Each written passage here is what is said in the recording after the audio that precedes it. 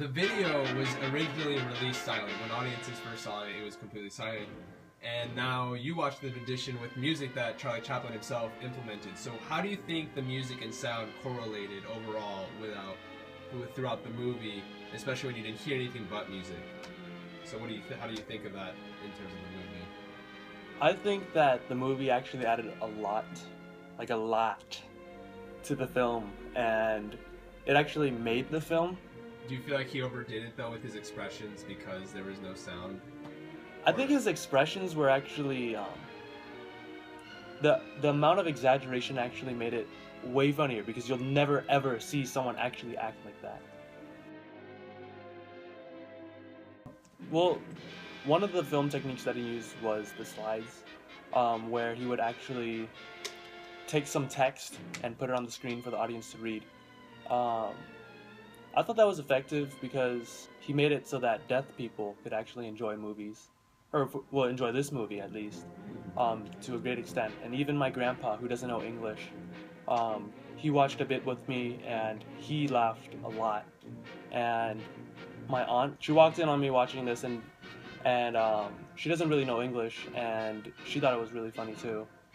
So, silent movie, he made it work. Do you think it helped also that Charlie Chaplin dressed the way he did, because he looked nothing like the character in the movie, but then he put in the little sash, the hat. Do you think that helped in terms of the movie effectiveness, in terms of the costume?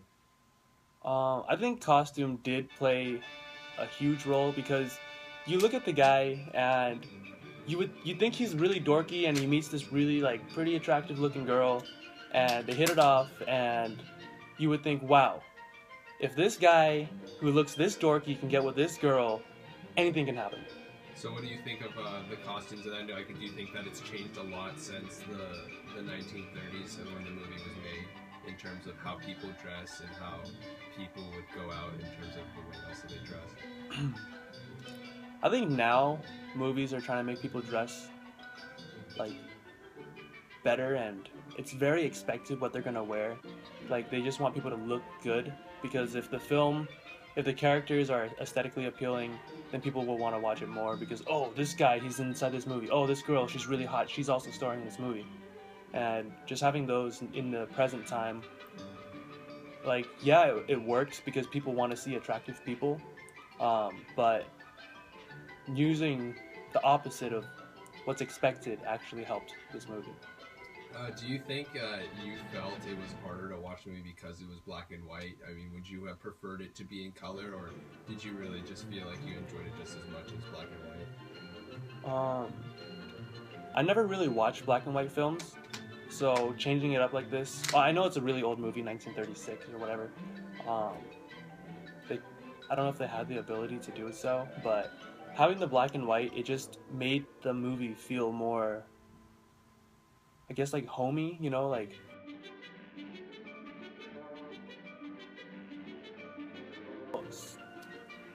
something I found really effective with the film was the use of long shots, because usually action shots are all cut up 1 second at a time, to show action and movement, but sometimes they would just have the camera sit there and let it just go on for more than 10 seconds.